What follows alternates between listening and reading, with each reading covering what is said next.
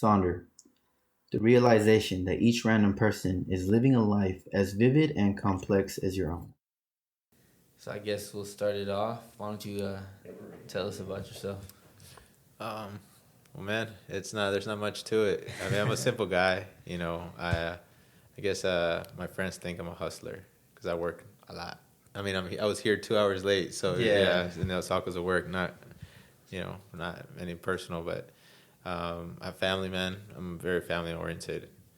Two sisters, my mom, my dad, nephew, nieces, a bunch of them now, and so I don't have any kids, so maybe in the future. I'm getting married in September, so that's exciting. Congratulations. Nice. Thank you. We dated for 5 years, and we finally, it was one of those things where like it's time. Yeah. You realize eventually with time, you're like, it's harder to be apart from someone, and then you're like, well, what are we doing?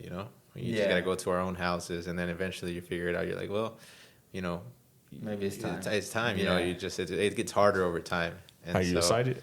Yeah, man. Yeah, definitely. It's very expensive. If everybody's getting married out there in the near future, you save up some money. Yeah, yeah. And so, but besides that, I mean, I'm excited, and the whole process of it's been pretty cool. My parents, they love my girl. My sisters like her. They're cool, and I get along great with her family, which is one of the. No, that's for sure good. One of the biggest things for me was like to be able to get along with, mutual both families. Yeah. So it's pretty cool. I mean, that's one of the main things. Are you gonna go big for your wedding, or like what's your plans? So we got a venue in Granbury, which is weird because I had been out there a lot for a flip that me and my buddies were doing. I think Anthony mentioned in the last podcast we were flipping a house out there in Granbury. I think so. And so, so it's like right around the corner. It's a really nice venue. Kind of looks like a castle in a way. Nice. But I mean, it's not gonna be huge, but it'll be big enough to have some fun. Nice. Yeah. Hell yeah. Yeah. And So besides getting married, like you said, you own a restaurant, right? I do. Yeah, it's in Fort Worth. It was supposed to start off as as a taco joint, something simple, quick in and out. And then it just fell in. We ended up doing like a full on like service restaurant where people dine in. You have servers, cooks, bartenders, and we pushed through and got our liquor license, which was one of the hardest things. Really? Yeah. It's we're right next to a church, and there's a school down the street, and then we have houses. It's a neighborhood right behind us, so there's a lot of restrictions and all that stuff. But we made it, a year after we opened, and so. But other than that, it's so much fun. I worked in the restaurant industry prior to this. Then I stopped, and I got full on real estate. And then I promised myself I'll never get back into the restaurant industry because it's a lot, and here I am, Right. Yeah. Well, you run your own one now. Yeah, it's still a lot of work. I would say that it's a lot easier working for someone than running your own place. Really? Yeah. Oh, yeah. Probably like a lot more falls on your shoulders in a way. Yeah, it's like before I eat, everybody else has to. You know what I mean? So you got to take care of everybody else before you take care of yourself. Yeah. Because they have families and whatnot, and so.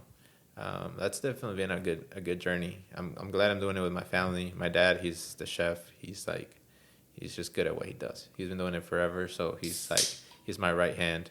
And my sister, my brother-in-law, we're all in on it. My other sister, my friends, they all help out, and we have other staff. But it's been a good journey. I've learned a lot. That's actually what my question was gonna be. Was like elaborate on the journey of that. Like, what's the journey? My question honestly is gonna be, what was the journey of getting your own restaurant? What was that like? So it all started. It was right before the pandemic. Me and my sister, my brother-in-law, because we're really close. Like I love my brother-in-law. He's like a real brother to me. Yeah. I can't pick favorites between my sister and my brother-in-law. I love them both equally. Yeah. And he's the father of my nephew and my niece. So anything he needs, he can count on me. And so we were going to a concert, and I really don't know where it was at, but it's called the Hangout Fest. And so pandemic happens, and they start refunding tickets. They're like, we're not doing. And so through pandemic, we were all working kind of. Some of us stopped, and then some of us kept working. Yeah. And they were like, hey, we want to do a restaurant. We're going to start open a restaurant. And I was like, man, that's a lot of work. Because, I've been kind of through it. I didn't do it myself, but I helped somebody. And I was like, it's a lot of work. And you need capital. Like, you need some money, because nobody gives you loans and stuff. And so we talked about it. I was like, well, you know what? Why not?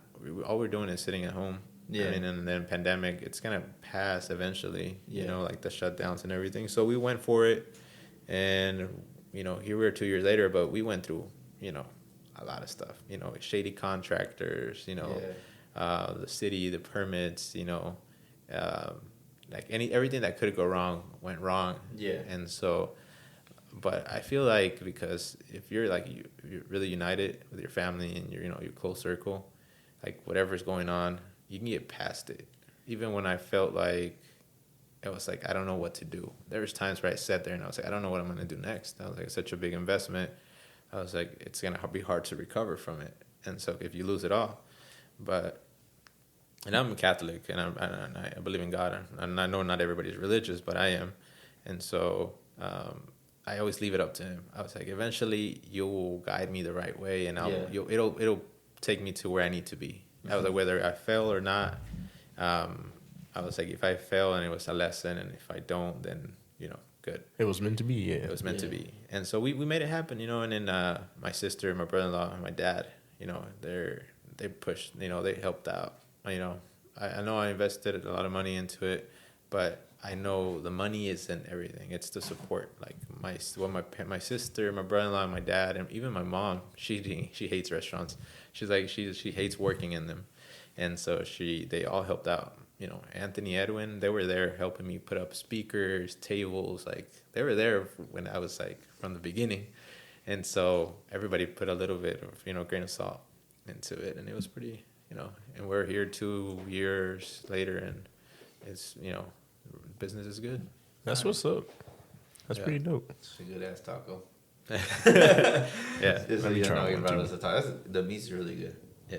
I wish they were more warm, but it took me a while to get here. I was out, we're all the way out in Fort Worth, so it's a good 40-minute drive. No, it's fine. He lives in Fort Worth. Oh, for real? What part? I live like outside of downtown in Forest Hill, kind of like in Okay. between. Yeah, because I think you're located off of like Berry Street or something like that, right? Beach, which is more like north, like 35 crossing 820. okay. Yeah. Are you by that Walmart that's out there, like right off the highway, or a little bit close farther? to it. Okay, Yeah. yeah, I probably have a good idea. I'm about to come by and swing by and check out the restaurant If you for go in sure the one day. afternoons, I'm there. Yeah, I try not to miss out. Okay, But- cool. Y'all stay open late night or like what's the hours? Yeah, we're in like the neighborhood, so by 10 we're pretty much done. Yeah. Okay. Yeah. I guess let's do this properly. What's the name of the restaurant and what's the location for the listeners? That way, if It's anybody called wants to. Hangout Tacos. Okay. And it's in 7355 North Beach Street in Fort Worth. And so it'll be, you'll see it. You'll see it when you get there. Okay, nice. So, Hangout Tacos. I'm guessing the name had to do with that Festival. festival you were talking about? Yeah. So me and my sister always planned on going to a rave. I did my fair share of raves and whatnot. Yeah. But we were supposed to go together because it didn't work out because of the pandemic. Yeah. We were like, well, let's call it Hangout Tacos. Hangout for part of the name of the festival. And that's where the name came from. Which was like random, but I was like, it's catchy. It is. It's definitely timeless. Usually I remember somebody told me when we were making the podcast and all the other projects that I've done, they always say choose a name that's like timeless, something that will be around even later. So Yeah. but yeah, it's simple. It gets straight to the point. Yeah. Hang out and eat some tacos. Yeah, Hangout, it's a tacos, yeah. So as far as like, I guess you said you worked in the restaurant industry for like a long time. What made you want to go into I guess Like ownership of a insurance? restaurant. Not ownership, but going into insurance and selling houses and retail. No, it's not retail. What is it? Not resale. What is it? I'm sorry, I'm eating this good ass taco. I guess it's so I like can't- sales. I mean, I guess in a way you're a salesman. Yeah. I guess that's like you're a salesman because you sell A insurance. realtor. In real estate, yeah. Real estate. So I worked in the restaurant industry since I was like 12. That's where I started young. Yeah, my dad worked in the restaurant industry, so I wanted to make money. It was like I was always young. I was like, I wanted to make money. Yeah. So he would take me with him. I was 12, so what could I really do? But I'm not saying I was working every day, but he would take me here and there, and I kind of got into it. And then I worked as a server, bartender, busboy. I'd wash dishes. I did it all. Like I knew it all. and I've worked in Deep Ellum for a while. My good friend, he owns a bar there. If you ever have a chance to eat some really good chicken, it's called Brick and Bones. Cliff Edgar, if you hear this, I love you, man. He's a good guy. He's a good guy. He's a really good friend of mine. And so if you guys ever out there, it's pretty good. And after that, whenever I was doing the working at Deep Ellum, I started doing insurance. My sister, she's a teacher now, but she worked at that office where me and Edwin and Anthony work. Okay. And so when she was getting her license to get a teacher and she was gonna leave, she was like, "Hey, I want someone to take my spot." And she's like, "You're just like Marcelo. Marcelo's my boss." He's like, "You guys are like the same person. You're just younger." And he's like, "You guys would get along." And sure enough, man, that guy, he's like, "We think just it's weird. It's just weird how we're just so alike. Like we even ordered Chick-fil-A the same way." And so which is weird, And so but Marcelo was someone that pushed me, into like get into different things. And I had a really good friend of mine. She paid for my real estate license as a Christmas present. And so she was trying to do real estate and she got me into it. And that's how I got into real estate. I mean, I didn't know what I was doing, honestly. And so I just kind of started doing it. And eventually, I'm not the type of person that's a know-it-all.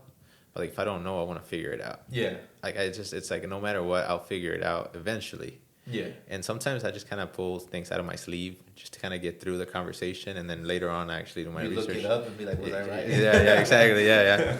And so, but I got really good at real estate. People tell me I have good people skills, which and then if you read, there's like different ways that you can like be good at people skills. Yeah. There's something if you read the book Power, it talks about when people, depending on your status, and I'm not talking about money, I'm talking about education, and they don't feel like they're there with you, they feel inferior. So it's not that you want to lower yourself down to their level, is that you kind of have to match their energy so they feel welcoming to you.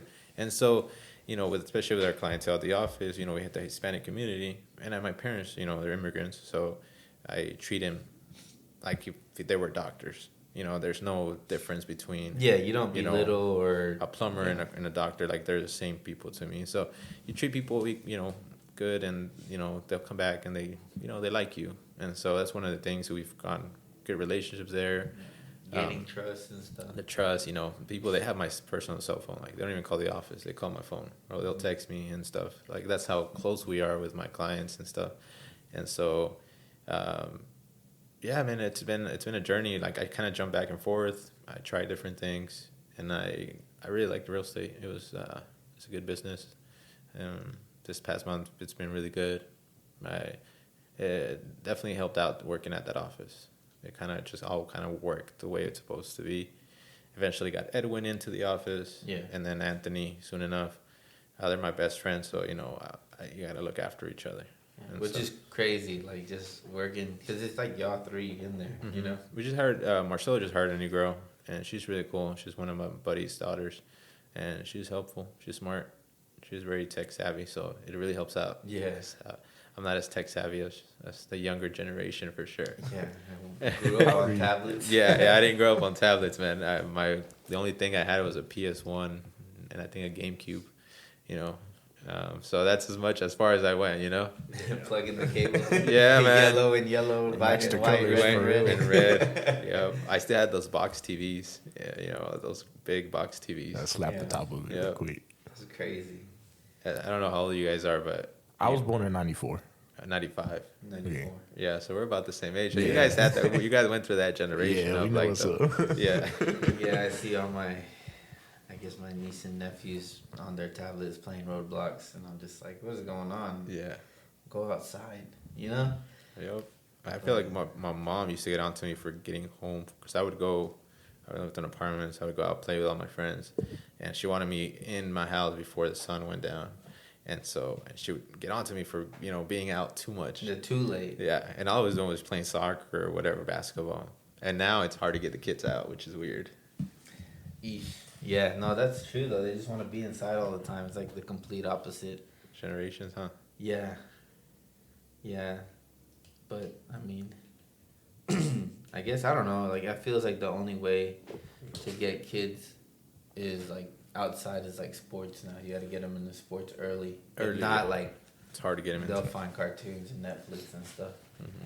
What would I think? I mean, I don't raise a kid, but it seems that way Yeah. in a way. Yeah, I My don't nephew, my know. niece. I feel like it depends on too, like what tools we give them. You know, like if we give them the tablets and games, and that's all they see us doing, they want to do the same thing. Yeah. But like, give them a bike, give them that scooter, let them go. You know, hit themselves in the shin a couple times. Oh, Give them just that good brought old back Razor memories, scooter. man. I remember that feeling. Yeah, That's the ankle one was the worst. Yeah. If they ain't getting Neosporin put on, like they're not experiencing life. You know. Yeah, that's right. Yeah, you have to bust your ass a couple of times and know you're not invincible. Yeah, my nephew, my niece, they play sports. You know, my sister and my brother-in-law did a good job at pushing them and trying a lot of stuff. You know, soccer. You know, running. Finding something that they like. My nephew loves football. I didn't think he was gonna be a football player, but he loves football. Yeah. And my niece, she's still figuring it out. I think she's on cheerleading, volleyball right now. So I'm sure she'll try gymnastics next or something. Yeah, something. But my sister and my brother-in-law are pushing him to try different things until something. That's Yeah. good though. That If something. keep getting them to try. Yeah, I'm not saying everybody's gonna be an athlete, but it's always good to, to try stuff out. Yeah. Yeah, a quick fact for you guys. I always wanted to play soccer. My dad pushed boxing in for me. He was like, you got to do boxing. You got to know how to defend yourself. So we did that forever. Like, I think like 4th grade, 3rd grade, all the way up to like my high school. And then so once high school hit, I didn't play soccer at all. But I was really passionate about soccer. I played in the park. That's about it. Yeah. And so I started playing with them like in high school. I didn't play middle school. My dad did just boxing. And so eventually I was like, hey, I want to do soccer. And he was like, all right, well, let's do soccer. And so I got really into soccer. Mhm. And then I started playing for I guess like FC Dallas, like the academy. Yeah. And I got pretty good pretty quick. Because I guess it's just in you. If you really love something, you put all your effort into it. You give all you got. But while I was doing that, and a lot of people don't know, I played tennis in high school. I played tennis. I love tennis. That was like that was so much fun to me. It was so easy, but I got more into soccer and kind of dropped that. But tennis was really fun. I wish I could still play. I have bad ankles now. Had a bad injury, so I don't play anymore. But you miss it. So with your injury, you can't play anything? I'm sure I could, but it's just it'll be real swollen. Like I won't be able to walk tomorrow. That bad? Yeah, it was real bad. Like ligaments, like I have like mild. It used to be minor. Like now it's like mild arthritis. Like I messed it up real bad. So it's just one of those days, man. It's just bad. Like, unlucky. What happened? I don't remember. I don't know if it was the pain or what really happened, but I know I was jumping for a header, and then when I landed, I guess I was gonna land, and I landed on my foot, put all my weight on my right ankle, and then it just snapped. Like it didn't break. It just kind of dislocated in a way that it shouldn't dislocated. Yeah. It would have been better if it would have broken. Yeah.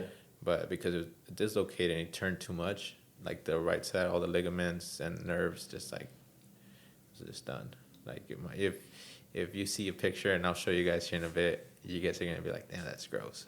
It's crazy. All right, that sounds pretty painful, bro. And it's like in a matter of seconds. It was like, seconds. You could just. I remember yelling. That's all I was in so much pain, and then like everybody ran because it was like the opposite side of the soccer field.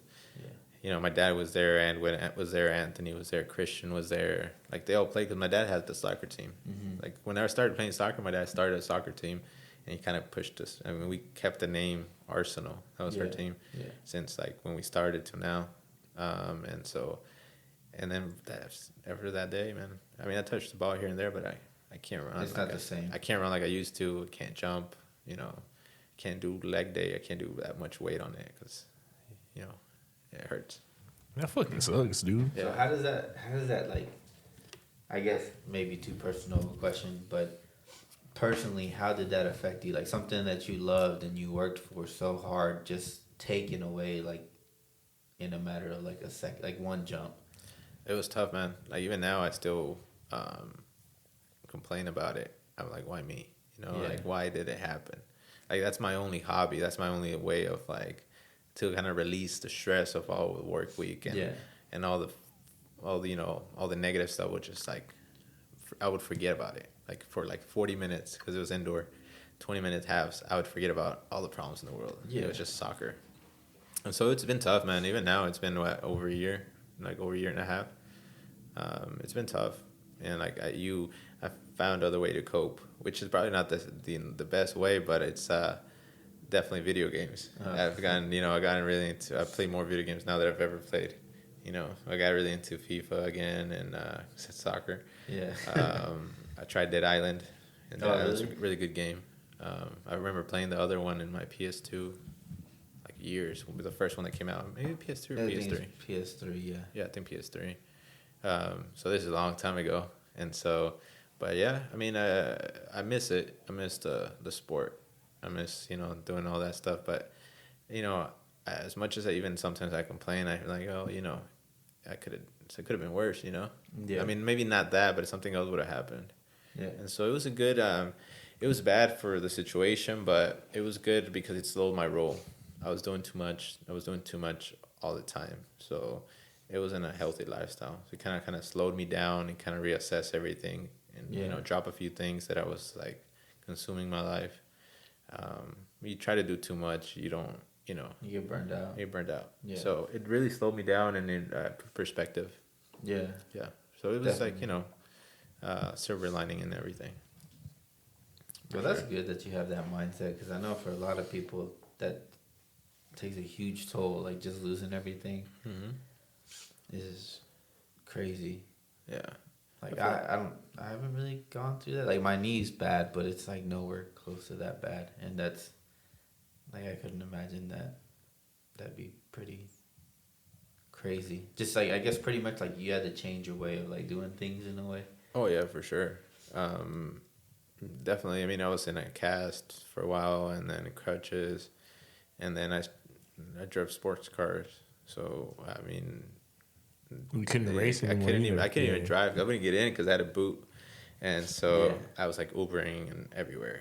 The boys were giving me rides because their cars are more spacious than mine, and so it was always been it was tough, man. Like I appreciate Edwin and Anthony because they were picking me up from work, dropping me off at home. Like I mean, they were like dropping me off, picking me up, which was cool. So y'all gone through a lot together. The three Oh of you. yeah, man, I love those guys. Is it permanent damage, or do you think like over time you can like gradually come back? Well, I've done therapy. I've done quite a bit of therapy. I've done shots, all that steroids. I've gone to a few people and they're like, well, you're just a pain you're gonna have to live with, and the arthritis gets worse. So they can do surgery to kind of get rid of all that stuff, which I think I'm gonna do after I get married because I don't want to be good. Like I can put up with the pain for one day, Yeah. Like because I don't want to be in a surgery and then have like 3-4 months recovery where I'm starting to walk again. Yeah. And so I'm gonna let my wedding go by and then I'll do a surgery. Makes sense. Yeah. Do you think they're gonna put like pins and rods, or like? No, it's have gonna you looked be into more. what the surgery solution is yet? So they can kind of like. So what happens is like I guess it's like cartilage that builds. It's supposed to be smooth, and so it's kind of pointy. So every time I walk, the nerves kind of hit that. Yeah, they pinch. So you feel like when you get a shot, the needle. That's how I feel, and it's kind of like sometimes I feel it more, sometimes less, and so it's like consistently. But it's not like there's a day where I don't feel it. It's like I feel it every day. It's just some days it's stronger than others. Damn. And so, but it was. I mean, you kind of once you're in pain for so long, you kind of get used to it. Yeah. I mean, like it's not as painful as it was before. Yeah. It sucks living in pain, and I'm trying to look for a picture so I can show you guys. But it's kind of one of those things where you just kind of go with it. I'm not really gonna, my lifestyle that stopped a little bit, but not too much. Yeah. I mean, definitely not. You have a restaurant now, and Yeah.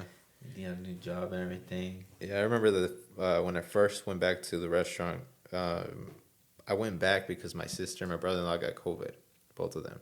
And they were the ones running the restaurant. Yeah. And so I was barely off the cast. I was on a boot. And so I was like, I'm not going to close down for anything. So I got home and I, that day, this was like I remember it was like Thursday or Friday. And I taped my ankle like with duct tape. Yeah. Like I duct taped it. And the next day I was like, I got this. So I went to work. I called my cousins and one of my cousins showed up to help out. Yeah. And I was like, I pushed through it the whole day. I remember being in the back office, and I'm just like maybe a little personal, but I just sat there and I was in so much pain, and I was like crying, and I was like, fuck. Like, I don't know how I'm gonna do this for another day, because it was like, this is only Thursday. I was like, I got Friday and Saturday, and I was like, I can't do this for another, like, but I woke up the next day, took some pills, and I was like, all right, let's do it again, and kind of pushed through it. And then I think it helped because you gotta push yourself, past your limit. Yeah. And then I didn't stop working again after that. It was just kind of, I had to force myself to start. That's wild. You're a hustler. You said, fuck paying the hospital bill. I need to make some bills. Like, Yeah, it was. I wish I could find a picture. you're a soldier for that. Oh, there we go. I don't think I Not could me. do it. I ain't gonna lie, I don't think I could have done it. Like, Oh man, this is like.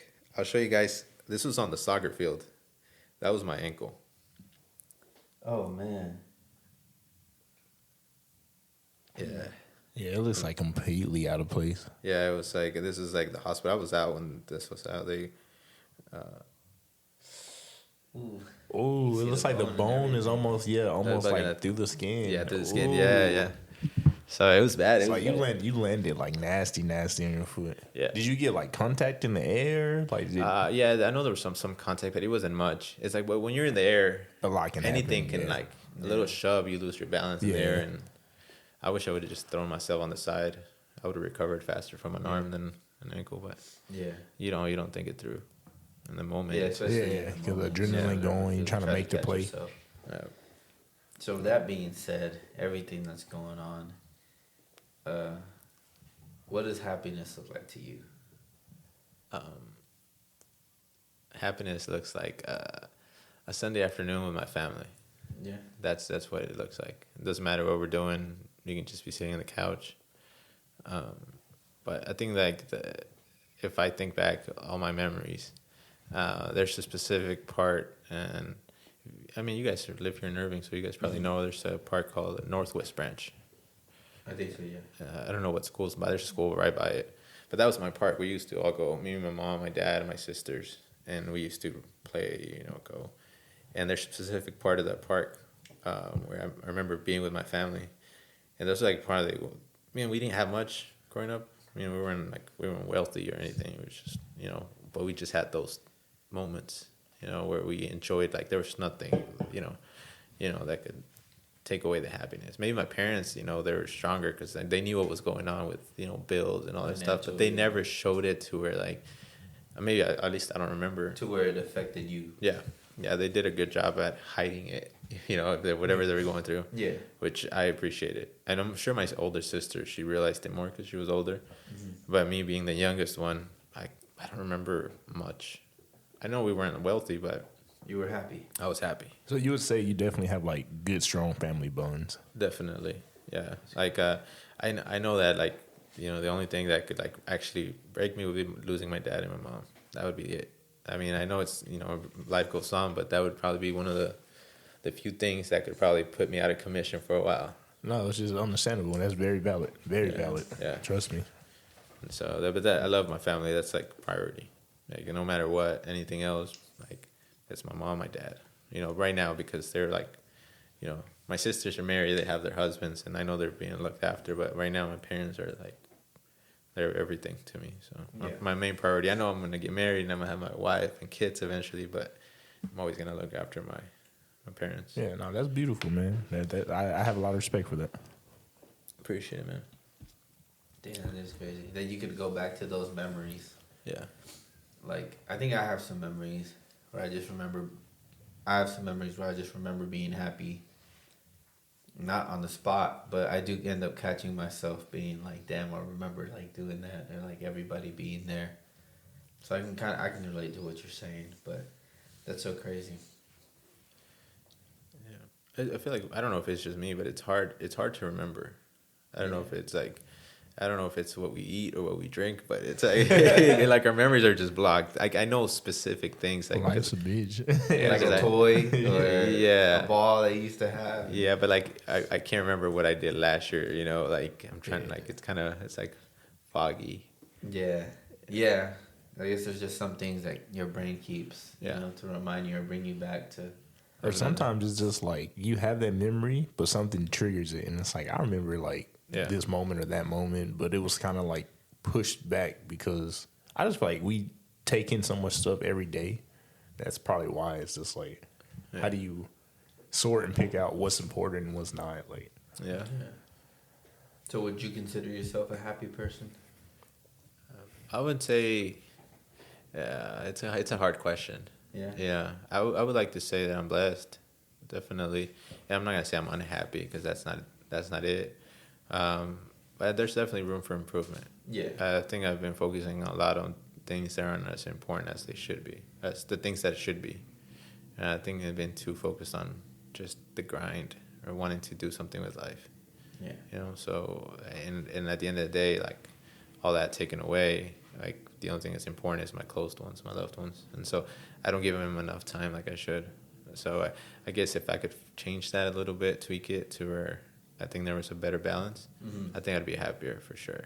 Yeah, I don't want to say I'm not unhappy, but there's definitely room So for you're improvement. not like unhappy, but you know you could be happier. Yeah, Okay. yeah, but you know we get, and it happens to a lot of people.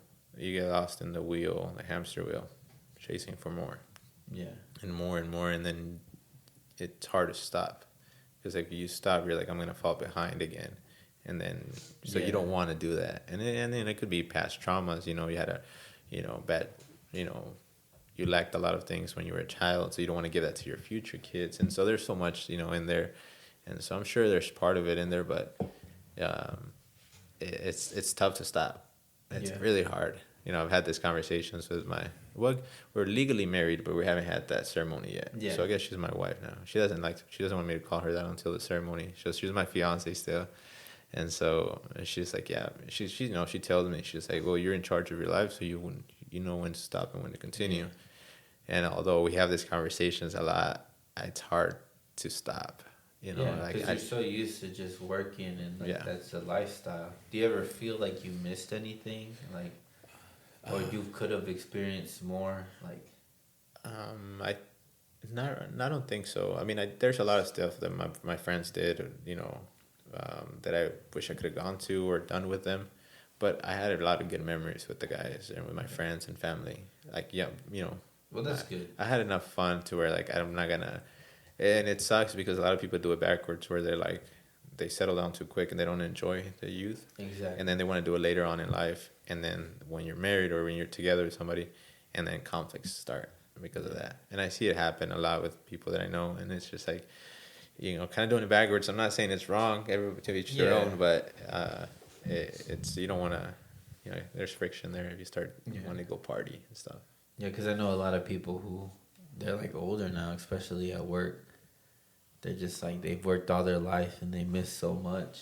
And, and I think there's a guy now that he knows that he wasn't really there for the first daughter, I think, but he was there for his second kid, like, because he realized that, like, he missed a lot. So, like, his bond isn't as strong with his first kid because he wasn't there. He was just always working. He always thought, like, he can't take a break. He was always hustling. And now that he's cool, like, really, he has really good, like, a relationship with the second child. But that first child is like, yeah, you're my dad, but you were never really around type thing. And I was like, dang, that kind of sucks. Like, and you messed up, like, and you can try to fix it, but there's some lost years in a way, I guess. Yeah, definitely. That would really suck. So what makes you such a hard worker? What makes you hustle so hard? My parents, for sure. I think my ultimate goal, and and you think about this stuff, and I've thought about this. It's like, and I find it unfair, and the reason why I say this is because, and I know had this conversation with family members and people that I know, and it's unfair. It's not that it's unfair, but to me, the way I look at it is like, the work that I do, and the money I make, I feel it's unfair for the hard work they've done, and they haven't really been able to obtain or do much even with all those years of hard work. So I find it like, you kind of, it's like in a way you feel guilty. I don't know how to explain it, but you feel guilty because you you're accomplishing so much in such a short period of time, and that was like 20, 30 years of their lives. And so maybe it was like a lack of, you know, knowledge, or maybe somebody guiding them. But that's why I feel in debt to my parents, because thanks to them, they took a leap of faith and came here and gave us a better life. And so without them, I wouldn't be here. Who knows what I would be doing, you know? Yeah. And so I feel forever in debt with them. And they know that. And so they appreciate it and everything. But at the end of the day, it's still, like, no matter what, like, I'll take care of them. And they know that, you know? Yeah. And so that's kind of like the only thing that keeps me going, you know, besides my future wife and, you know, our life that we want to build. Yeah.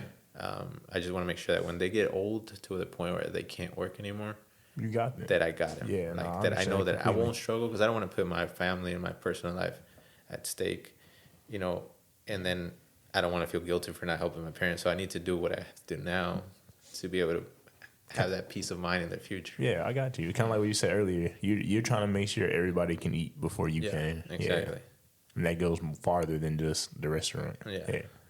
Like that. I feel like I'm different though. Like me personally, it's more like they went through all this. They worked so many jobs so that I can live my life. So to me, working at like a job that I'm not happy at, but making a lot of money, would feel wrong to me. So kind of in the same way, but to me, it's like if I'm not happy, then what did they go through? What why did they come over here, work 3 jobs just to have a kid who's also unhappy? You know what I mean? Yeah. So kind of the same thought, but with me, it's like I have to chase my dreams, because that's what, in a way, that's what they worked for, and that's what I'm gonna work for. When if I ever have a kid, I'm gonna work hard so that they can reach the dreams that they want, so they can try whatever they want to try, and then once they find what they're good at, or once they find what they want to do, then they know that I'm gonna be like, go for it. I did, so why not? You know, so like, kind of with this podcast, it's something I always wanted to do, and even if this doesn't, you know, go on till I'm 40, I can always be like, I tried something, you know, people were there, and you should do the same. So that's how I feel with my parents. Is they work so hard for me to live my life and be happy, so I owe it to them, and my friend who passed away, I owe it to them to live happy, because that's all everybody really ever wants, you know, is to see you happy. Your parents want to see you smile. Your siblings want to see you smile. And if you're not smiling, then what are you doing, in a way? That's how I feel.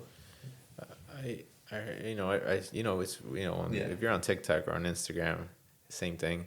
You're going through stuff, and there's this guy who, he talks about happiness, and he's like, everybody wants to be happy, and they're chasing happiness, right? Which, yeah, everybody wants to be happy. Mm-hmm. That's like, what else? If you're happy, you don't really need much, right? Mm-hmm. But that's true. That's a crazy thing. Is like people chase happiness. Not to interrupt you, but people spend like millions of dollars looking for happiness, and sometimes it's just in the backyard with your family. You know. Exactly. And sometimes we feel like it may be too much. Like we don't deserve it. Like we don't deserve it, right? Yeah. But I think, and then he made sense to it. I don't know. It just made sense to me. It's sometimes we're chasing happiness, and happiness is not what we should be chasing. It should be fulfillment. And right. So fulfillment is different than happiness, right? But if you feel fulfilled, whatever you do, you can be a garbage man. Yeah. And if you're happy with your job because you get to be in the fresh air and, you know, in the cold weather, and you like that, then, you know, that fulfills you, then you'll be happy. So if you follow, I feel we should be chasing fulfillment more. And no pretty matter what you do, I guess look for results that are gonna, like, or just what makes you feel whole. That's what I kind of take from that. Like, what makes you feel alive and feel like good? Yeah. What makes you like I like being here? Have you guys ever helped anybody? Like elaborate on that question, because mentally, physically, like you know, so you see somebody in need, and whether it's money or clothing or food or. Like, we talking complete strangers or just strangers or anyone? It could be personal, or it could be strangers or family. I'm pretty big on the whole, like, I remember back maybe 10th and 11th grade when they taught us in speech class. They taught us the whole pay it forward. Like, I don't know how to explain this, but if y'all know what pay it forward means, it's like you just do something for somebody, and like instead Don't of wanting expect something yeah. in return, you just not even expect that person, but like it's like I bless you, but just go bless somebody else when you Yeah. get a chance. Like, don't worry about what I did for you. Like, you know that I bless you, I helped you, whatever. But like all I ask back is bless somebody else when the chance comes. And after I learned that, it changed my way of like kind of helping people a lot. But I also grew up in church, and like where I'm from, like there's homeless people walking up and down the street all the time. Like there's druggies and fiends, and like I always grew up around like an image of like there's people out here who kind of there's always somebody who has less than you do. You know what I mean? And sometimes these people, it's not just because they're addicted to drugs that they're in that situation. Something may actually have happened, you know? And I would always see my mom, like, after church, she'll go buy somebody a meal, or, like, sometimes she'll grab people and, like, take them to Goodwill and buy them clothes. So, like, I grew up in that environment, and I picked up a lot on that. So, me personally, I like to help people pretty much all the time. Like, if I see somebody in need, I'm not just going to walk over them and turn a blind eye and be like, that's not my fucking problem, you know? Like, it's not usually how I like to. I think now that's like, if you, that feeling you get after you help someone, it doesn't have to be somebody you know, just a complete stranger. If you help people, that I feel like, I'm sure not to everybody, but that's like my biggest fulfillment. Yeah. I feel like that's the one thing that I know that if I do, I feel whole. And so I don't know, maybe in the future, I'm able to do something where I can help more people, you know? Yeah, exactly. And so I think that would be like my ultimate goal, just to get to that point where I can help more than just my immediate, family or circle. That's crazy. Just be able to help out Yeah. a substantial amount of people to where like I made an impact on someone's life. And you can do that even in small ways, man. Like, it doesn't have to be financial. It could be, sometimes the littlest things can really make or break somebody's day. Yeah, so I read TikTok. Yeah. I heard this thing that said a small compliment from you can mean the world to somebody else. You know what I mean? Yeah. And that's true. Like, I've had a bad day, and then people just be like, "Oh, I like your shoes," and I'll be like, "Thanks," and they just smile the rest of the time at Target. You know? It's happened to me. Yeah. But yeah, I mean, I also grew up Christian too, and I still am. But we would go to I remember we would go to elderly's house in Irving and cut their yard because they couldn't afford it, or paint the house from the outside or paint the inside, and we did so much stuff. How many late nights of making how many sandwiches? Oh yeah, we used to make five it used to be a lot of sandwiches. And go feed the homeless.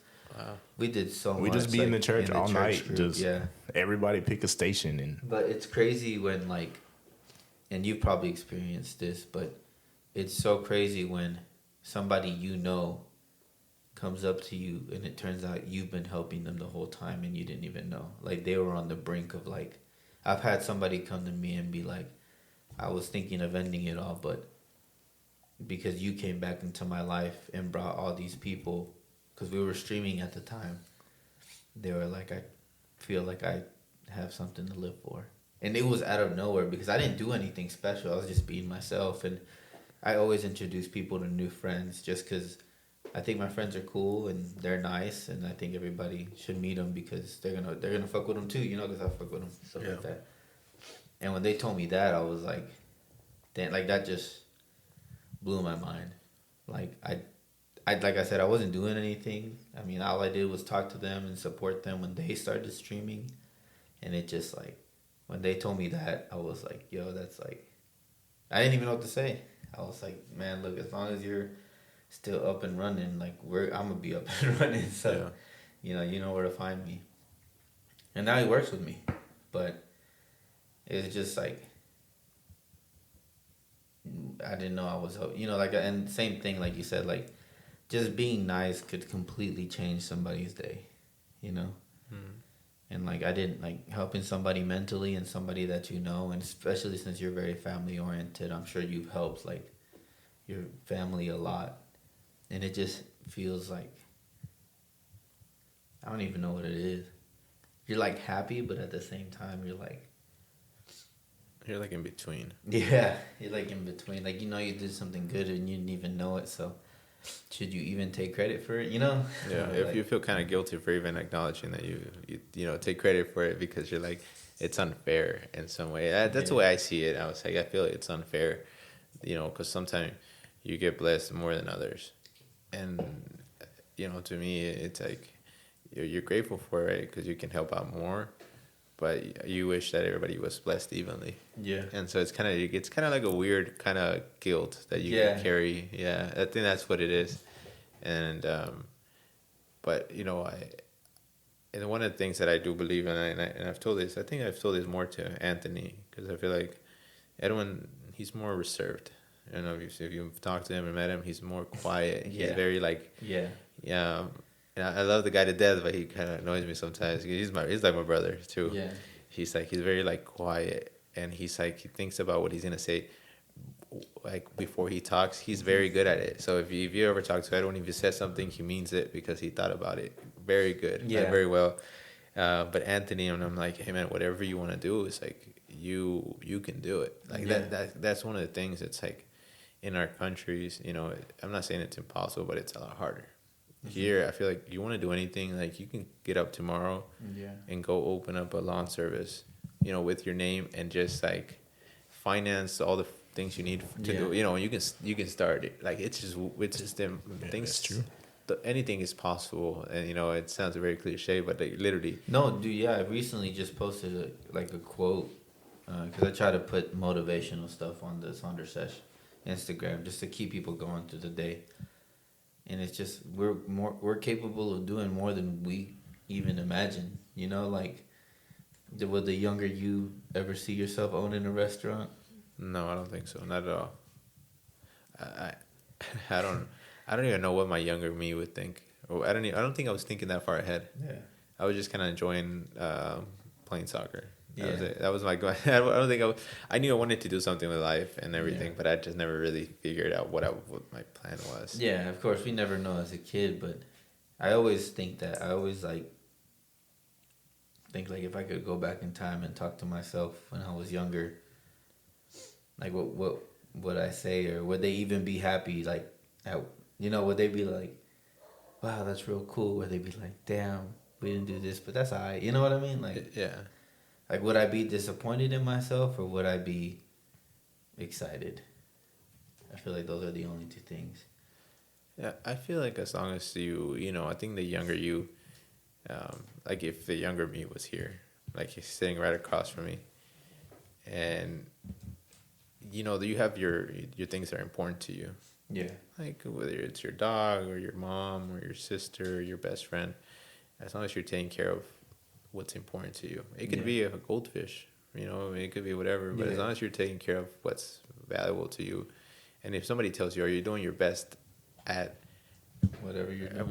what do you appreciate the most or what you value? If you're doing your best, even if it's not enough, but you're doing your best, I think that's more than enough. Like there should be no complaints from a younger us. Yeah. You know, Yeah. I feel like a lot of people think that they have to do this much, right? Yeah. And so, but at the same time, it's like maybe that's too much for you. It just Yeah. has to be, you know, maybe this is all you can give because, you know, that's all you have at the time. And so, and, you know, that's where people feel like that guilt of Yeah. like not doing enough for someone or doing enough for yourself, Mhm. you know? And so, you know, to all the listeners out there, it's like, nobody has it figured out. No. Oh, no, not at I all. want to tell this to everybody. Like, even if you see things that, you know, everybody has it figured out, nobody does. I know my parents, you know, at the age that they are, Still figuring it out. still figuring it out. Yeah, You still know, learning. and so, and people that know that see this video, and that know me personally, you know, they you can see all the posts of the real estate, the restaurant, the going out, the Yeah. parties, the trips, and everything. And I'll tell you, you know, and it's like you heard it a little bit ago, like, am I really happy? You know, and so you can see, you know, all that, but you know, there's things that are way more valuable than all the nice things you see on Instagram or Facebook. You know, definitely, You man. know? Because one of those things, like, money won't fill the emptiness.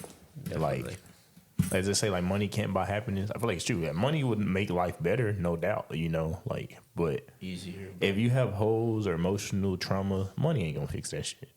Yeah. This is not, you gotta find meaningful. Like I said, you gotta find fulfillment. It's like kind of what you said earlier. Find something that actually gives you real emotion, real feeling, because money's not gonna do it for you. Yeah, that's definitely right. What's some advice you would give to someone who's looking for happiness? That's a good one. I feel like that's where everybody gets stuck, right? Um, and it's hard to really give advice to people, when you still feel like I still haven't figured it out. But I mean, I kind of know which way I'm leaning towards, which would be, like I said, find fulfillment. Something that you wake up to and you're excited to do. For example, my fiance, she's a teacher, and that's all she's ever wanted to do. She loves her kids. Like, she talks about her students 24/7. Yeah. She's just passionate about it. And so, I aspire to have that, what she has. And when she's going to hear this, I'm sure, I aspire to have what she has. And it's something that I admire, and I hate that teachers, aren't as valued as much, as they should be. Yeah, and they're underpaid and everything, but they get up and they do it every day, happy. Yeah. Back then it was maybe 7 kids in the class. Now it's like 30? 20, 20, 30 probably easily. She started with 13. Now she has 24. Oof. I think, or something like that. I couldn't even imagine. And so, I'm like, I couldn't do that. That's a lot of energy. That's a lot. Now, I went to, I try to make time for everything, even, if it's for a little bit. I went to, she was like, hey, do you mind reading for my students? And I was like, she read some book. I forgot what it was called. Something about chickens. Nice. And I was like, ducks. It was it was chickens and the cows and something else. I can't remember the name of the book, but it was a short book. And I went for my lunch break. I went over to her school. I read the book to the kids, and I tried to be there for her. Because she, and I appreciate this because maybe she doesn't know this, but she tries to include me in everything. With whether it's field trips, whether it's like going reading a book, or like the pizza parties, the open houses. She invites me, and so because she invites me, I try to be there. Mm-hmm. So I went to read a book, and I was having a bad day. It was one of those days where things are there's problems, and I had to. There's always something, and so. But I was like, you know what? I said I was gonna go, so I'm gonna go. Yeah. Even though I had more things to do, And so I went, and just their faces, the energy. Those kids don't know the world's problems. They're just they don't. They're so it's innocent. pure. Yeah. And they changed my mood. Like it was just incredible. The energy they gave up. You meet one kid, goofy. Yeah, they're so happy. They're just goofy. They're just themselves. And it's kinder, so it's they're even more goofy. Yeah. And so. And looking around the room. Yeah, it's just paying attention. It was and when I left, I think before I left, I was like, that I needed this, Yeah. Last week, my niece had a field trip, and she invited me the year before, to her field trip. Yeah. And so this year she invited me again, and so I'm not gonna say no. No matter how important work is to me, they come first. So whatever it is, I'm gonna go. And so we went to, I don't know, there's a museum here in Fort Worth. I don't know what it's called. It's the one that starts with a P? I think so. Parrot or something that like that. Dallas, no? It's something like the Dallas one. Fort Worth. It may be too. It may be. It might be the same. Yeah, but there's so many activities. And so I had the time of my life. So when I got to the restaurant, my sister was there. And, my niece was already there because the school takes her back. And I was like, I had the most fun I've had in a long time. I felt like a kid again. I was doing all these activities, and I was in charge of a group of three, my niece and 2 other girls, and we were going everywhere, and we went to eat lunch. We were doing everything. We didn't get to the bubbles, so we didn't have enough time. They were waiting for us on the bus, and we were still inside. Yeah. And so, but it was those were the little moments that I'm like, man, those are the memories I'm gonna carry. Yeah, for sure. And I'm not gonna remember what I missed at work. That's for sure. So I think that's what, how you find your happiness. Like just those little moments. It's like little, like you said, you don't remember Yeah. much, but you remember some things. Yeah. And I feel like those are the things that you'll remember, eventually when you get older. Yeah. Definitely. That's so cool. Just like the memories of. Because I remember I went to a couple field trips, and it's crazy because I remember my chaperones. Like the good ones. The ones that made me laugh because I was a kid. Yeah. Or the ones that, like, was like. I don't know. I remember going to the zoo and I had a chaperone. And he was just making us laugh and, messing with this little kid stuff. Like, he would poke us on the shoulder and look the other way like they didn't poke us. And, it was, like, little, but I was, like, 5. So that shit was hilarious to me. Yeah. Whenever, like, people freak out. And I remember that. And it's cool because your niece will probably remember all that. Even when she grows up, she's going to remember, like, that you went. Yeah. Like, it might be an important memory to you, but it's probably important, like, super important to her, too. Yeah, she made me a bracelet today. Oh, So if you follow me on my PlayStation Network, it's Vito Bad. And so when they were little, they couldn't, they were starting to talk. And so, they were like, oh, Victor's bad. Because that's when I was going out to the club every weekend. And, like, I was going out consistently, like, Thursday, Friday, Saturday, Sunday. And so I was always getting home at 2, 3 in the morning. So my mom, my sister are like, oh, Victor's bad. He's never home. He's always out and partying. yeah. And so somehow my nephew, my niece, like, they're a year apart, or a year and a half or 2. They're like, oh, Victor's bad. So they started saying Vito Bad. Vito Bad. Oh. And so it stuck. And so that's why they call me Vito Bad. And so, and it just stuck. And so now I use it for my PlayStation Network. That must gonna stick forever. Yeah, I know. Yeah, everybody has to call me. All my nephew, my nieces have to call me that now. So it's cute. But she made me a bracelet today, and it's really cute. Just like, yeah, I love my niece. That's so crazy.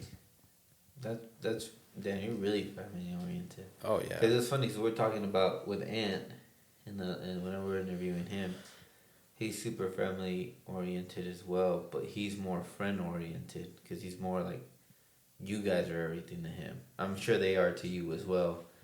But most of his experiences and his talks and his motivation was all you guys. Which I'm sure you heard the episode. So. Yeah. But that's crazy. Yeah. Super family oriented. I'm not family oriented. I feel like you're not a quality time type of person. Nah. Not like as your like major. Do y'all know y'all's love languages? Yeah. Yeah, so I feel like quality time is not high on your chart Not at all. Yeah. No, mine That's is my physical number touch. one. Is Like me, I'll pull up to my friends and you see Yeah. me like just start giving people back massages. Just feels like, I don't know, because I love you. And I just like I pull up to my friends because we'll play Digimon, like Yu-Gi-Oh kind of like card game. Yeah. And I'll just pull up and start massaging their back, and they'll just be like, "What are you doing?" I'll be like, "I don't know, man." And then I'll go sit down. But it's like that's how it is with like everyone. Like I guess mine was physical touch because I'm always like I'm very like hug person and very like all that stuff. So that's my love language. I don't know what y'all's is. mine's quality time. So I get him 100% because I'm like that too. It's just, you just want to be around the people that you love, and that's it. Like that's enough. Like you said earlier, like we don't even gotta do shit. Like we can just all just be in the same room hanging out, and I'm like at my peak of happiness. Like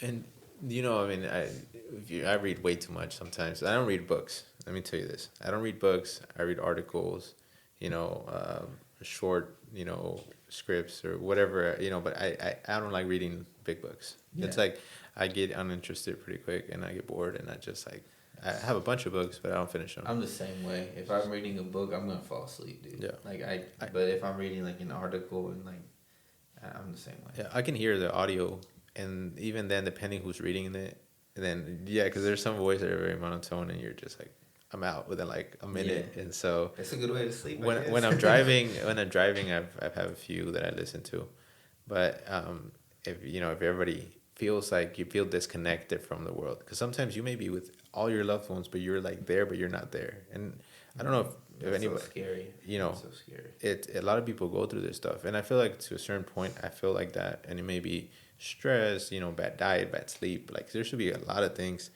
It's called, I forget what the term is, the association. If you look it up, and it's like you feel like you're here, but you're not here. I don't know if you've ever been driving, and you're like, oh shit, how did I get here? and like you're Because like your in mind's autopilot. so your mind's like- so lost on other stuff. Yeah. Yeah. And so it's Dude, hard. it happens to me all the time. So it's Well, I mean, the driving part. like all the other stuff. It's nice to and it's like a flight or fight Yeah. kind of thing that your body kind of reacts to when you feel high peaks of emotion.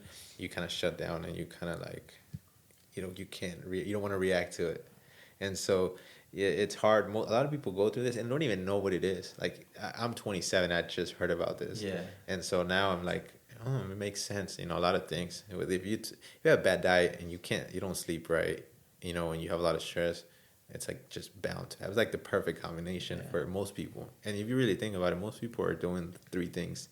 The lack of sleep, shitty diet because we eat a lot of junk food. I do.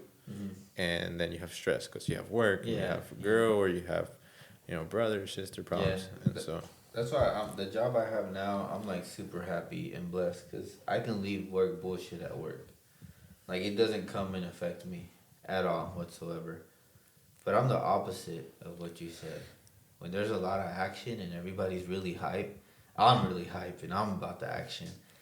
But if nothing is going on, that's why like you guys say, oh, quality time on the couch.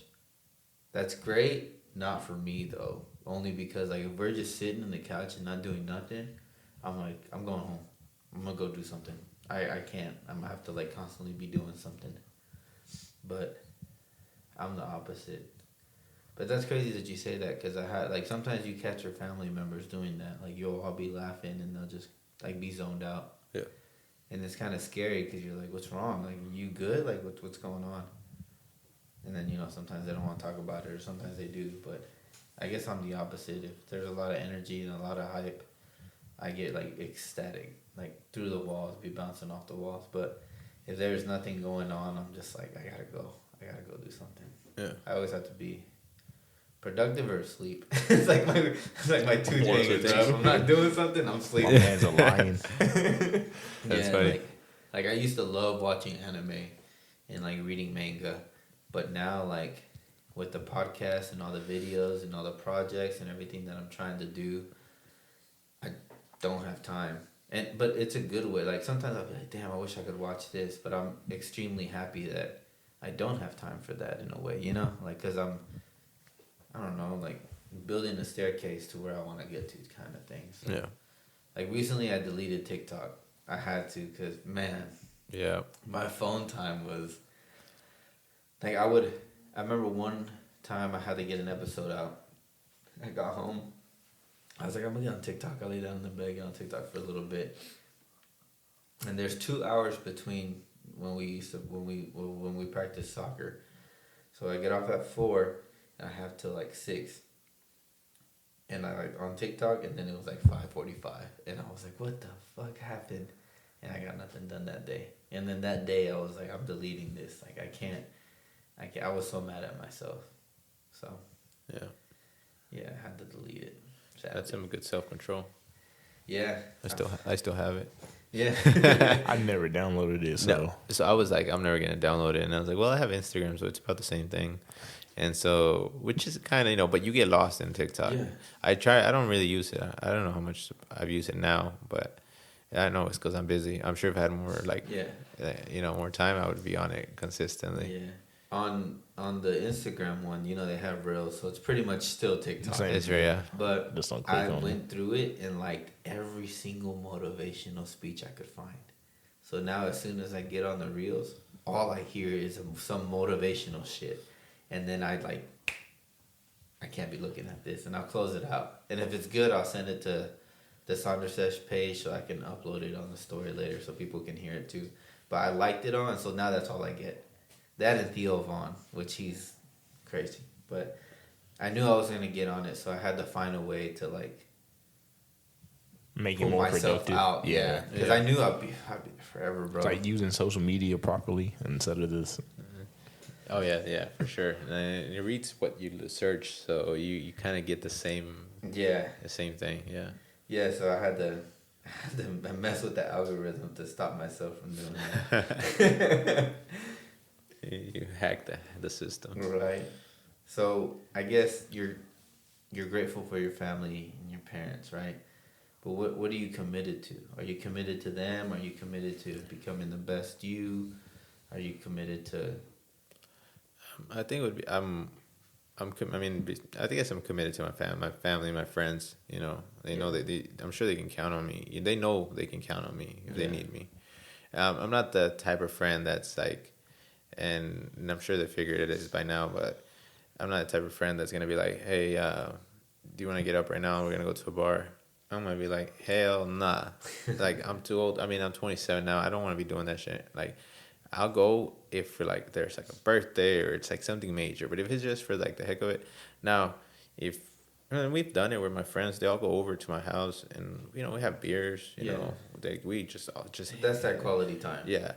But like if it's like if it's a Wednesday and you just want to go to the bar just because you want to go to a bar, I'm not that type of friend. Now if it's a Wednesday and you have personal problems and you need someone to talk to, I'm gonna come over and we're gonna talk it out. That's what I'm like. But I'm more committed to. I just really want to figure out, like I feel like everybody has a purpose, and not means that your purpose is you're gonna cure cancer or you're gonna, no, like 'cause people have really high expectations. Yeah. And then you're like, not everybody's gonna be Elon Musk. Not everybody's gonna be. We ain't all winning the Nobel Peace Prize. Yeah, exactly. So, but you find your purpose, whether it's like you said, take care of your family, or maybe you're supposed to be a good fucking dad. Yeah. That's your job. Like it doesn't have to the president. Yeah. And so and so I feel like it would just be finding. I'm committed to finding the purpose that I why I'm here. We're really lucky to be here. Nice. What do you envision that as? Like, where do you want to be in life? Where do you see yourself? To where you feel like as in your shoes today, where is it that you think if I was here, this is where I really want to be, and everything else would be like gravy after that?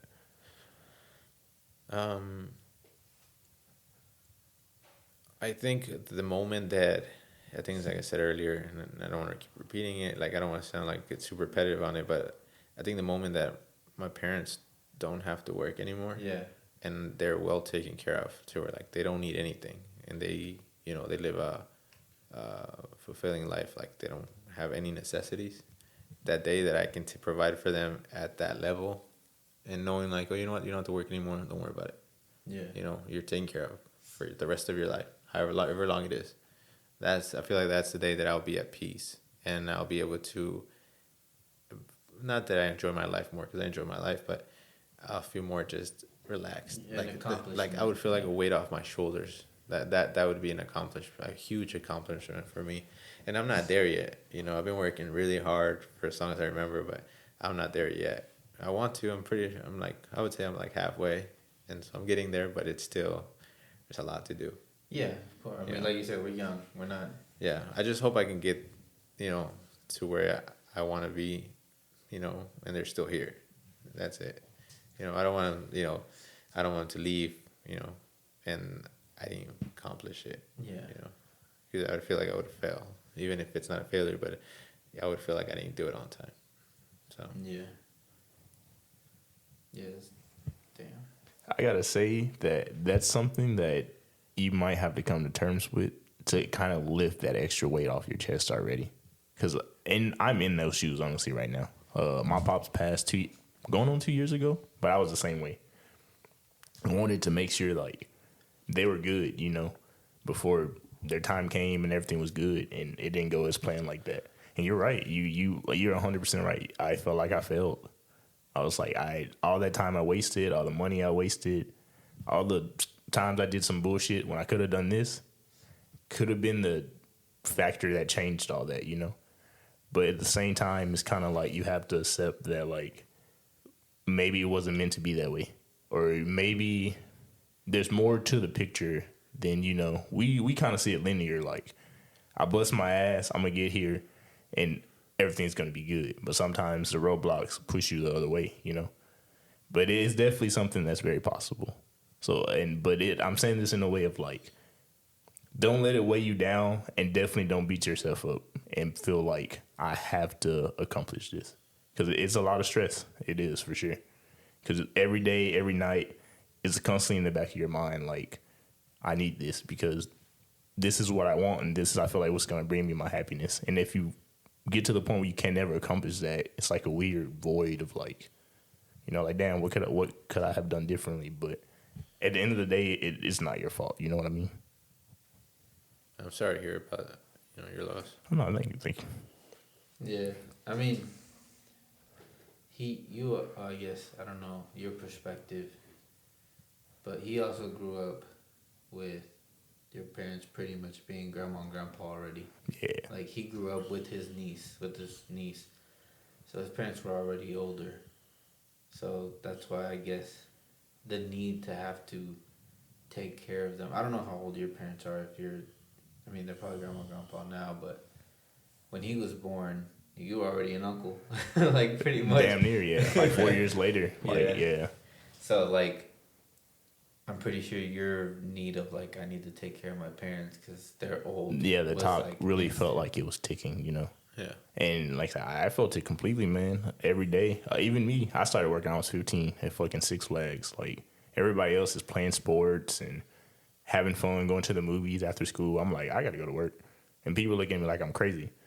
I gotta go get money, bro. Like, and I'm 18, graduating high school, getting an apartment. Everybody else enjoying life, getting enjoyed. Like, I don't regret it. But there is a lot of moments of my childhood that I probably miss, or my adolescence, because where I could have just been living my life, enjoying that youth, I was trying to bust and grind my ass, And just to even get farther and kind of like, feel like I'm in the middle of both of you. Like, I want to accomplish that, but at the same time, I got to live out my dreams. Yeah. Because just focusing on that, it hurts more when those roadblocks happen and when I fail, or like, this job didn't work out like this, or I thought this was going to be great and it fell through on me, And it's like, well, fuck. Like, for a while, bro, I feel like I was chasing like $1. You know what I mean? Like, I need to make more money. My hour wage ain't enough. You're not paying me what I'm worth. Like, but I don't know. It's a lot to it, but it's my main point of it is like, don't let that shit weigh you down, bro. Honestly, because I know it's a lot of pressure on your mind. It's a lot of stress. And like, just enjoy the moments, man. Like, it'd be a blessing if you can get there, but if you can't, don't let it change who you are. Which I don't think it will, but like, don't let it be a reason to feel like you failed or you didn't try hard enough. Just keep going. You know what I mean? I appreciate that. I don't know, I'm young, and my parents are pretty young too, so I can't relate, but... Yeah, no. I mean, I understand. My parents are. They're not that old. They're like in mid-50s, 60s, and so they're not the youngest, right? But they're they're older and they have a lot of stuff, health and stuff. So, it's when they start getting older. That's when the health problems start kicking in. And honestly, you just never know, bro. Yeah. Like, it could be I was blessed and it happened slowly over time. It could be literally you wake up tomorrow and. And somebody, I'm not going to say the name who said this, but I'm sure you guys seen the video. He's like, a lot of people are worried about, bullshit. And there's people out there really have some serious problems in their lives. And he's like, a bad day is coming. You just, you just don't know when. And so when that bad day comes, you have to be ready for it. So it's like, and it makes so much sense. Like, right now life might be good. Tomorrow it may be better. But bad day is coming, and to all of us. And so whether it's family or or friends, it's tough.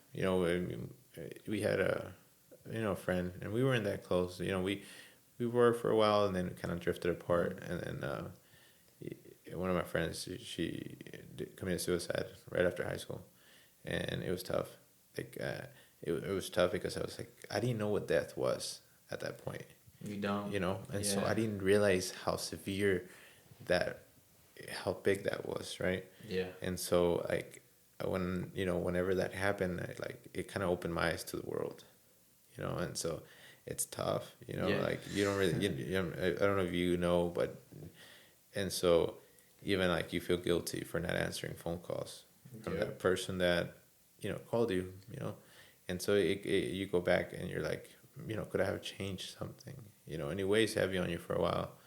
And then, finally talk to someone and they're like, well, it's like, you know, you did not, it wasn't your fault, you know, like, and so, but there's so much to it, you know, and like people, you get to live with this kind of stuff that happened to you, like you Yeah. said. Um, but I just, you know, I guess you're right. We just have to enjoy life a little more, you know, try to enjoy more Yeah. because life, you know, That's life happens and you're just like, something's always going to happen. yeah.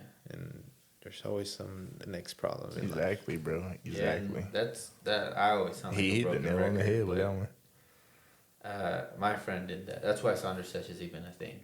It's because I haven't experienced depression or anxiety. I don't know what it is. But people describe it to me, and I'm just like, wow. Like, it's just sucks that people have to go through that. I've been sad. I've gone through it, but I never had depression. And my friend committed suicide. And he was my best friend. Like, I'm talking about every day after school, it would be me, him, and my friend Carlos. Every day on the weekends. This used to be a garage, and we played pool in here. Every day I saw this man. Every day. Every day.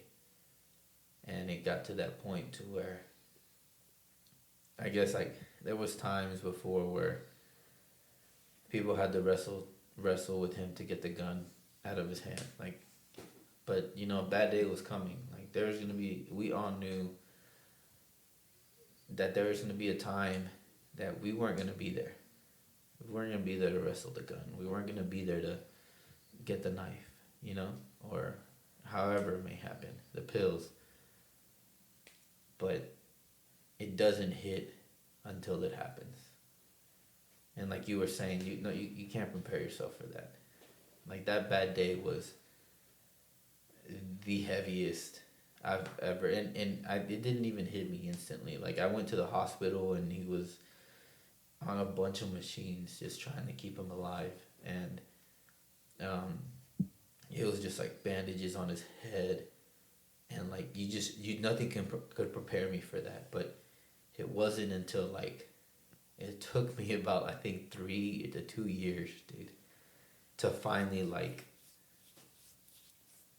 he's gone, you know, like it took a while. Like I knew he was gone, but I didn't accept it. Like he lived down the street, so that's how I would see him. I would give him rides to school. We would ride the bus together. We would come home together. And it was just like nothing could ever prepare me for that. And especially just the way it happened. Like, and I told my friend, his grandma was passing away. And he's like, yeah, they told her she had 2 weeks. And I said, I'm going to tell you this because this is the most honest thing I can tell you. And I told Monte the same thing. If you know that they're going to go, then you better make those 2 weeks the best time of their life, or the day, or the 2 days. And you need to make sure to let them know that you're all right so that they can go in peace. Because I couldn't do that with my friend. They said he could listen and he would twitch his fingers, but you knew I mean, there's bandages all over his head. Like, you knew he wasn't, right? So, that's what I tell everybody. I'm like, if you know something's going to happen, because, you know, like, people get cancer in older ages and stuff like that, or diabetes hits and people get their toes cut off or foot cut off or whatever. Or anything, really, any kind of sickness.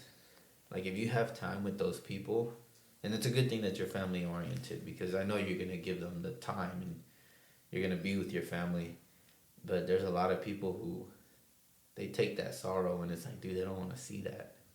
They don't want to see you sad. They want to know you're going to be okay. They want to know that when they leave, you're happy, you're ready, and you're going to live your dream, or you're going to take care of your family, because that, like you said, that might just be your dream, just being a good ass dad, you know? And with me, I didn't get that. I just got a phone call and rushed to the hospital. I didn't get a week. I didn't get to speak to him one last time. I didn't really get to say goodbye. Like, it was so instant. And nothing could prepare me for that day. So, now if my parents are ever like, go through something and they're like, oh man, they got a couple of days to live, I'm just gonna be like, all right, well, I'm gonna do my best and let them know that they can go. Like, I'm gonna be good, you know. And that's what I tell my mom too, because it could be vice versa. Like, I know parents are never supposed to live longer than their kids, but we never know what's gonna happen. Right. So I always tell my mom, I'm like, if something happens to me, don't worry. Like, I lived a great life. Like, my life is fucking awesome. Like, I'm doing what I love with Sonder Sesh. Have people helping me now. People that I didn't think would help me. People coming to do interviews that I never know. Like, I just met you like this year, and it's just like I just told her I'm good.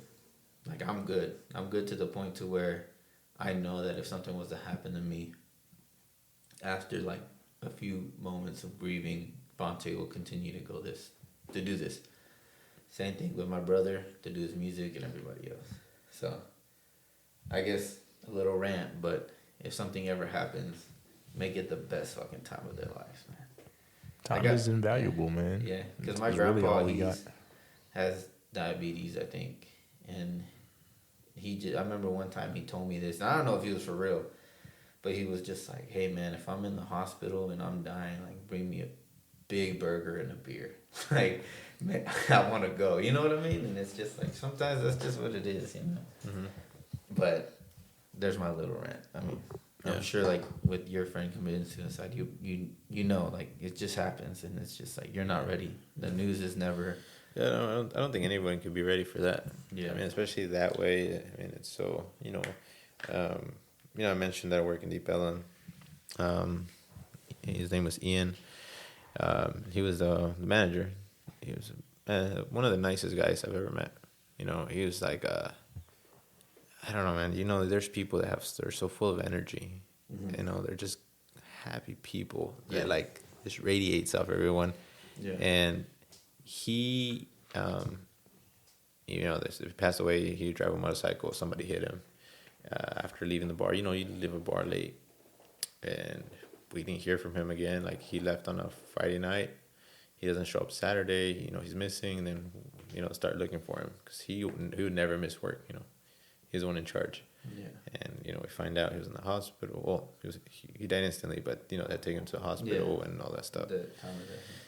And so, but it was just so random, because I had just seen him, the day before. And so it was just like, he was like, you meet some people that, and then they're gone, and then it just impacts your life. Yeah. I remember I didn't, and I feel we kind of regret it, but I didn't have it in me to go to the funeral. Like, there's some people, like, I went to Natasha's funeral, and it was hard. And like, all my high school friends, we were just graduated. Yeah. We had just had a prom party like 2 months before that. She was there. We were all there, and it's like, it's just like, it was just weird. And, it was difficult, but because we were all still pretty united, we had just graduated, we were all still pretty close. I feel like we all grieved easier, but with this guy, like, I couldn't do it, man. Like, Yeah. it might be like, it was a tough thing to do, just to even show up, so I'd just rather have the memories of him whenever he was here. Yeah. Because a lot of people, they don't want you to see them that way, Yeah. They want you to remember them how they were, like, happy and go lucky, and Yeah. which is crazy. Like, it's just crazy. Like you said, it's a blessing to wake up every day. Yeah. Like, nothing's guaranteed, So, but I guess we can change it a little bit. What's the best piece of advice you've ever received? Is there anything that stuck in your head when you were opening the restaurant, or maybe taking a test, or selling a house, or insurance? Yeah, my dad, he told me, and this was when I was younger. He's like, whatever you do, you gotta. He's like, you gotta believe that you're the best at what you do, even if you're not the best. Mm-hmm. Believe you're the best until you are the best. And so that kind of stuck with me. I've used it more for sports, but in other things, it's like, you gotta fake it. It's very cliche, but it's like, you gotta fake it till you make it. Like, if you don't believe it, and it's like, it was more in Spanish than anything. Yeah. He's like, créete que eres chingón. Yeah. Because if you don't believe that you're the shit, nobody else is gonna believe it. You gotta believe it in yourself. And so, and in my, Edwin knows, and it's like I would always think I was like the best at everything, even if I wasn't, Yeah. But I had that in me, like maybe it was I don't know if it was a good thing, but it was like implanted, and like you just gotta have that belief in yourself. Like you gotta believe that you're like even if you're not, you will eventually. You will be. Yeah. If you try hard enough. Yeah. Mm-hmm. That was the best advice. I never. After that, I never looked back. Even at everything I did, I've always wanted to be the best at it. And so, I think if everybody pushes, Yeah. and it's not that you have to be the best, but just the best for yourself. Yeah. Be the best version of you. Yeah. Yeah. Okay. What's the greatest risk that you've ever taken? Shit. I think they opened the restaurant, one of the biggest ones. Yeah. I think it was one of the biggest risks, I just look at it because it was like a family thing, Yeah. It was a huge investment, and so I knew if it didn't work out, it would have been really hard on everyone, not just me. So I think that was one of the biggest risks I took. I don't think I'm very cautious with decisions making, so I think that was one of the hardest ones. Like it was a very big risk. Hey, it came out good. Yeah. The tacos were great. Thank you. But whose face do you see when you hear the word love? That was a tough one, and they're gonna hear this and they're gonna fight for it.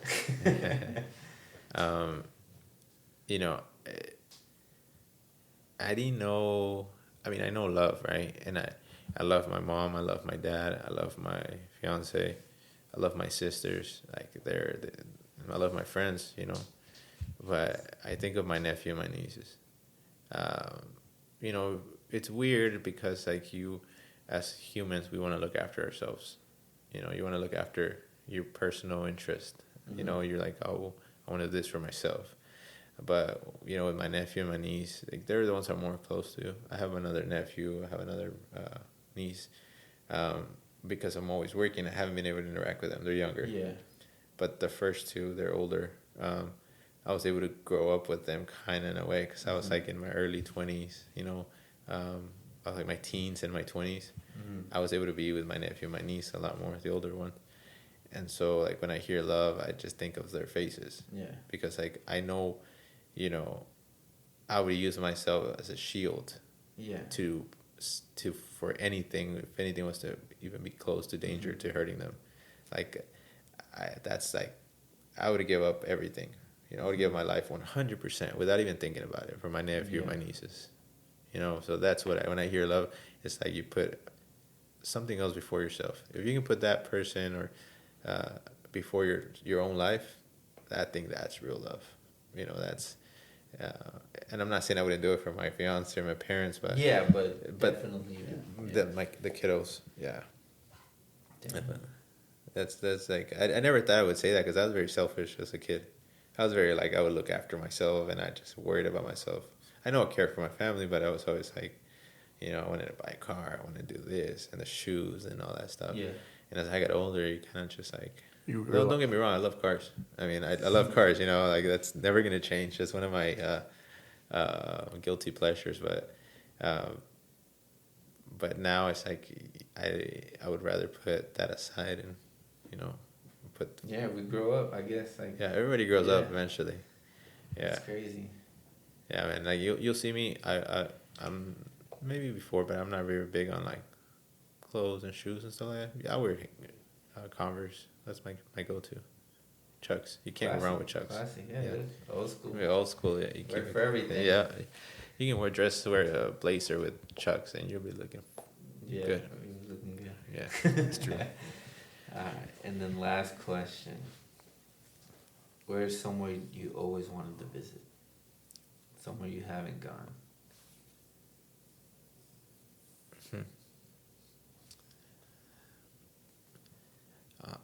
Honestly, and it's gonna sound, it's gonna be weird. It's gonna be a weird answer, but like, I have never really thought that question through. It's like I've done my traveling and I've traveled quite a bit, So I've experimented quite a bit. You know, like this past year, I went to Alaska, and I've gone here. Whoa. I've done, That's pretty you cool. know, I've done a Was bunch of the it when states. it was night or day? Because they have like consecutive days of night. Right? No, I mean there was like night and day there, but Oh. the nights didn't last too long. Like the nights were short. Really? Like it would get dark late, and then it would like the sun would be up pretty quick. It was just like weird. It was just like a few hours. I mean, maybe like 4 hours. It was just Of night? Damn, them is and crazy. so, but there's snowing consistently, like day and night. It was just snow everywhere. I got stuck in the snow, and it was just like I'm not used to that stuff, man. Yeah, like nah, the definitely snow. not here. Yeah, you know. So I went with my fiance. She was always wanted to go, so we went for Valentine's. Not this past. I think it was like a year, so about a year and a half, a year and a few months. And I've done my fair, but like other than that, it's like I'm not really big on like not that I love traveling, but there's not somewhere I really want to go. Like there's not like Is I it feel like- something you've always wanted to do? something I've always wanted to do. Yeah, actually, matter of fact, like I've always wanted to go watch Real Madrid play. Yeah, and or watch Mexico be in the World Cup. Watch them like a live soccer game for Mexico. Man, both of those might come true. Apparently, Champions League might be hosted in the U.S. Yeah, soon. and And the World Cup's coming. I know. The World Cup that- is coming. It's gonna be hard to get those tickets though. 'cause Definitely, but- there's like points you have to match and all that stuff. You know how that works. Really? No, I thought it was like a raffle or something. If you've been to a World Cup before, you get a point. If you're native to where the World Cup is going to be, like in the U.S., like the Cowboy Stadium, you get another point. And then and then based on those points, because they keep track of all that, then they give you preference on tickets. So people have been doing this, going for all these other World Cups. Generations, they got hella points stacked up. I didn't know that. I thought it was like everybody raffles and then they'll let you know if you get it. In a way, but they keep track of your name and all that Oh, stuff. okay. So Damn, that's crazy. that'd be cool. You know, I'm a big Mexico fan. You know, I love my country. This is more of like you gotta be passionate, patriotic. Yeah. I'm the same with the U.S. I like Mexico too though, because of my dad. I'm just a statistic guy. So like, I'm just always watching soccer or seeing who's the best and like looking up their stats and to see what they're really doing. I'm like super. So if you're a statistic guy, are you a Ronaldo or Messi fan? Statistic wise, Statistic Messi. statistic Messi. Yes, but I love Ronaldo. Just the way he plays, the way he shoots. He's just. I mean, he was 35 and still outrunning people. I mean, now he's older, so he's not Slowing down. slowing down. But play style wise, Ronaldo. I'm a huge Ronaldo fan. Statistically, I Messi. Yeah. Just because he was an all-around player, he passed the ball, has more assists, and he was a good football player. Ronaldo was just a hell of a show to watch every single game. But I'm a huge Fernando Torres fan. Like that's my player. So Yeah, he was a great player. Yeah. yeah, I love Fernando Torres. That's why I like. I love Chelsea, but I also have a soft spot for Liverpool because he played there. And that's where he did his best. So, Yeah. but I'm a huge Chelsea fan. So. You're a Chelsea fan? I'm an Arsenal fan. I've been an Arsenal fan since Thierry Henry days. I do love Olivier Giroud, but he eventually came to Chelsea. Yeah. So I still have one of the O2 jerseys from Arsenal, like back in the day. You know the O2s? They The have, polo like, one? yeah, the polo ones. Yeah, I know what I have like the yellow one and I have the white one with maroon. The shiny yellow one? Yeah. That's Yeah, classic. a classic. Because I know that one. we had the soccer team since forever, and so I remember those jerseys were still popular back in the day, and so I remember our first uniform was that O2 maroon, white and maroon. Ooh, Yes. I did like those. Yeah, that's I think Henry still wore that O2. He wore the big yellow, O, right? Yeah. Mm-hmm. Yeah, I like that one. That was a good one. But I don't mind Arsenal. I like them. I hate Man United. Really? I do not like Man United. Their players some of them are statistically great, but I just hate Man United with a passion. I do not like Man United. Yeah, I don't like it either after how they did my boy Ronaldo. Exactly. I used to like him. How they did a lot of people. Well, they do him dirty. Same thing with Barca and Messi. I they did don't him think dirty. they did him. They did him dirty. I don't care what anybody says. Like they just cut him off, and I was just like, He was willing to play for free. exactly. And they still were like, nah, you gotta go. And I'm like, y'all just trying to end an era and bring somebody else up. Like, don't just tell them the truth. Don't. Yeah. Oh, and I hate PSG. Absolutely hate PSG. Yeah. I mean, there's just money there. That's how money- Exactly. I don't think they're a real club. You can buy talent. I'm excited to see Wrexham. Yeah, Ryan Reynolds bought that team. Ryan Reynolds and the dude I from think I know about Wrexham. Philadelphia. There's like a whole documentary of it, and they got promoted. So they're in the. They're in like the big leagues now. Or They're getting there. I think they have one more step. Yeah. That'd be amazing to see him because they're putting money into the players. They're hiring like. Yeah, there's like a whole video of them going into their gym, and the gym's probably as big as this room. And Ryan Reynolds and them were like, "Oh no, this isn't gonna work." And they built them like a huge gym with like, dude, I think in the gym, like if you watch the video, there's nothing. One treadmill or two, and then like one bench. Like they had nothing, but it's because they were in like the 4th division, I think, and now they made it up to the 2nd. So they're almost there, but yeah, they've definitely put a lot of money into it. That'd be a cool dream. Yeah. Man, that'd be wild. Ryan Reynolds sold Mint Mobile to be able to afford all this stuff. Oh really? Yeah, he sold it for like 1.2 billion. Wow. I didn't So even know he's that. set. He's gonna be able to do a lot of stuff. Yeah, I didn't even know he liked soccer like yeah, that. I I didn't didn't know know he was either. big into soccer. I've always liked him. I feel like he's always been like. I feel like he's a straight up guy. Yeah, he seems real cool, really a forward. He's funny. I like him a lot. Yeah, he's always like talking shit to his wife on social media. Is he really? Yeah, like but he jokingly, right? Yeah, joking. And so, but I think he's a cool guy. I'm excited to see how they do if they make it. You know. That would be very exciting. Yeah. But not to take any more of your time. Anything you want to say? Anybody you want to shout out? Yeah. Shout out to Anthony and Edwin. I wouldn't be here if it wasn't for them. You know, because I wouldn't have met you guys. You guys are cool guys. I appreciate you guys having me here. Appreciate you coming. Thank you for that clean ass kit for Oh yeah. not so good soccer team at the moment, but Oh, no problem, man. I was nervous, man. I was like, man, these guys are gonna hate the uniform. I was like, I don't know. They're gonna... we I loved liked them. Yeah, we loved them. I like Atletico's jerseys a lot, and because it's a blue and white, it kind of looked like it. So Yeah, we were like, I was telling the guys, I was like, man, I hope they like it. And so, their guys were like, oh, what uniform are you using? And I was like, I was sending them random uniforms. I was just making stuff up because I didn't want them to know until the day of. And then the day to pick up the uniforms came, and I was like, I can't go. I have shit to do. So Anthony ended up seeing it, and then he shared it with you guys. Yeah. But it was supposed to be a surprise. oh damn. Yeah. Well, That actually, still was he a surprise shared to us us. a different one. Yeah, the markup we 'cause got Oh, was okay, not so that. it was completely different than Yeah. what we got. Yeah, because he was like, oh, I need to see him, like what it is, but I didn't want anyone to see it. I wanted it to be Yeah. a surprise. I sent him like 3 different ones, and Yeah. and we switched it up last minute. I was like, I'm gonna switch it up, pick something like different. Yeah. I'm definitely ready for next season, but that's like I don't think there's a summer one. So Maybe indoor. yeah, they said they wanted to do it in summer for indoor, and I'm like, I hate indoor. But honestly, it's like the best way to get in shape. Like Yeah. to get your running and to get your instincts and your reflexes. That's